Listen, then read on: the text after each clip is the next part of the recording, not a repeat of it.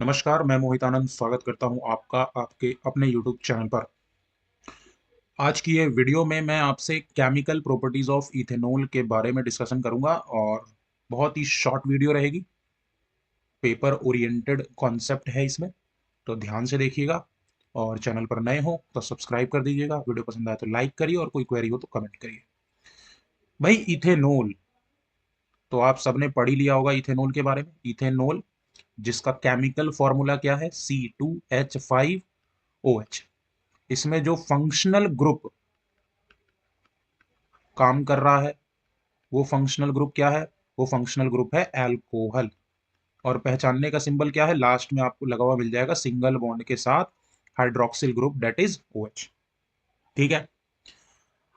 इसका common name भी है जिसको आप इथाइल एल्कोहल भी कह सकते हो, तो ये भी चीज आप ध्यान रखना कि इसका कॉमन नेम है इथाइल एल्कोहल।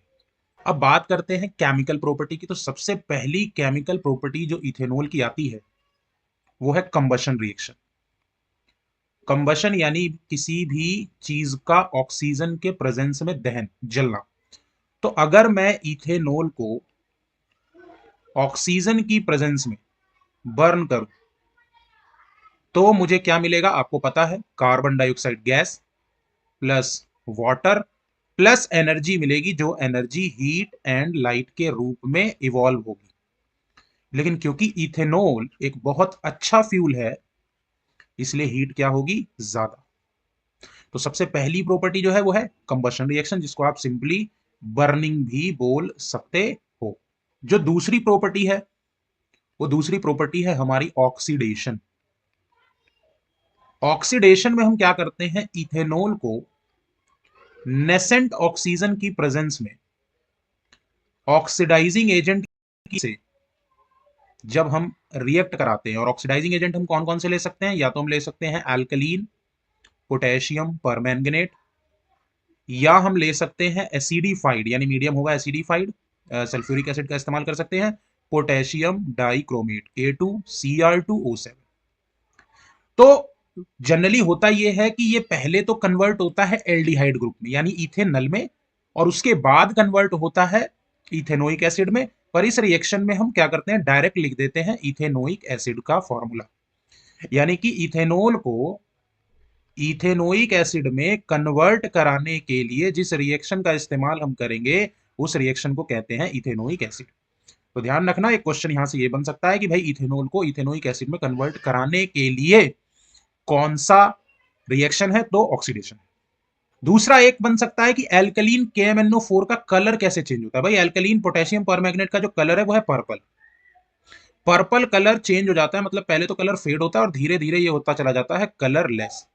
तो क्योंकि कॉम्पिटेंसी बेस्ड क्वेश्चन है तो ये भी पूछा जा सकता है कि बताइए ये जो ऑक्सीडाइजिंग एजेंट है एल्कलीन KMnO4, इसका कलर कैसे चेंज हो रहा है? तो पर्पल से कलरलेस हो रहा है। और वहीं पे ये जो एसिडिफाइड पोटेशियम डाइक्रोमेट है इसका कलर है ऑरेंज। और मेरे भाई ये जो कलर ऑरेंज है ये कलर चेंज हो जाता है किसमें? ग्रीन में। तो आप यहां से ये पॉइंट भी ध्यान रख सकते हैं कि एल्कलीन, ये दोनों क्या है? तो ये दोनों है हमारे ऑक्सीडाइजिंग एजेंट। क्या होते हैं ऑक्सीडाइजिंग एजेंट? जो ऑक्सीडेशन कराने में हमारी हेल्प करते हैं उसको हम कहते हैं ऑक्सीडाइजिंग एजेंट। ठीक है। जो हमारी तीसरी रिएक्शन है, तीसरी रिएक्शन है हमारी डिहाइड्रेशन रिएक्शन। हिंदी में हम इसे बोलते हैं निर्जलीकरण। अब ऑब्वियस सी बात है कि जब डिहाइड्रेशन की बात कर रहे हैं तो पानी का लॉस होगा। यानी अगर हमने ले लिया इथेनॉल C2H5OH ले लिया और इसमें हमने क्या करा? कंसंट्रेटेड सल्फ्यूरिक एसिड की मदद से 443 केल्विन पर हमने इसे हीट करा। तो जब 443 केल्विन पर इथेनॉल को हीट करेंगे तो ये वाटर लूज करेगा, और जब वाटर लूज करेगा, भाई ध्यान दो, वाटर लूज करने के लिए इसे दो हाइड्रोजन और एक ऑक्सीजन की जरूरत है। तो H2O जैसे ही रिलीज होगा आप देखोगे कि यहां पर टोटल एक्चुअली में अगर देखोगे तो C2H6O था ये जो फॉर्मूला है।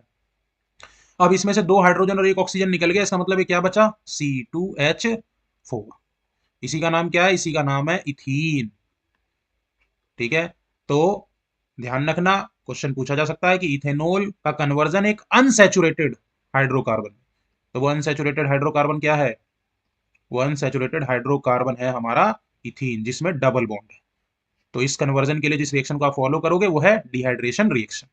आपसे ये भी पूछ सकता है कि इसमें जो कंसंट्रेटेड सल्फ्यूरिक एसिड है ये क्यों डाला, तो ध्यान रखना ये यहां पर डिहाइड्रेटिंग एजेंट का काम कर रहा है मेरे भाई। तो इसलिए यहां पर अगर डिहाइड्रेटिंग एजेंट की बात पूछ दे तो वो डिहाइड्रेटिंग एजेंट है हमारा कंसंट्रेटेड सल्फ्यूरिक एसिड। ठीक है, आइए आगे बढ़ते हैं। तो जो हमारी प्रॉपर्टी नंबर 4 है उसमें हम क्या कराते हैं, इथेनॉल में सोडियम मेटल डालते हैं। तो इसको हम लिखते हैं रिएक्शन विद सोडियम मेटल। तो अगर हम इथेनॉल की रिएक्शन सोडियम मेटल के साथ कराएं तो यहां पर क्या होगा, हाइड्रोजन डिस्प्लेस होगा और सोडियम उसकी जगह ले लेगा।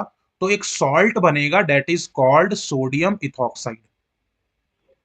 सोडियम इथॉक्साइड प्लस उसको वो सोडियम हाइड्रोजन को इलेक्ट्रॉन देके के रिडक्शन करा के उसको कन्वर्ट कर देगा किसमें, हाइड्रोजन गैस में।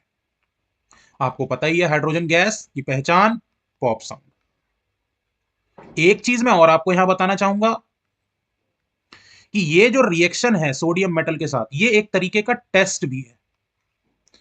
टेस्ट कैसा, अगर आपको दिया गया लिक्विड पता करना है कि वो लिक्विड इथेनॉल है या नहीं, तो आप उसमें क्या कर सकते हो, सोडियम धातु डाल सकते हो। सोडियम धातु जब डालोगे तो हाइड्रोजन गैस रिलीज होगी, जिस हाइड्रोजन गैस की पॉप साउंड से पता लगेगा कि हाइड्रोजन गैस है और गैस रिलीज हो रही है। तो ये एक टेस्ट हो जाएगा किसके लिए, हमारे इथेनॉल के लिए। ठीक है, आइए आगे बढ़ते हैं। जो हमारी पांचवी और आखिरी रिएक्शन है इथेनॉल की, उस प्रोसेस का नाम है एस्टेरिफिकेशन। हिंदी में से हम बोलते हैं एस्टरीकरण। जनरली इसमें होता क्या है, इसमें रिएक्शन कराई जाती है किसी कार्बन कंपाउंड की जिसमें alcohol as a functional group हो, किसके साथ, एक ऐसे कंपाउंड के साथ कार्बन के जिसमें carboxylic acid as a functional group हो। यानी अगर आप किसी एल्कोहल की रिएक्शन कार्बोक्सिलिक एसिड के साथ कराओगे तो आपको एक कंपाउंड मिलेगा जो कि होगा स्वीट स्मेल कंपाउंड, जिस स्वीट स्मेल कंपाउंड को हम कहते हैं एस्टर, और प्रोसेस का नाम है एस्टरिफिकेशन।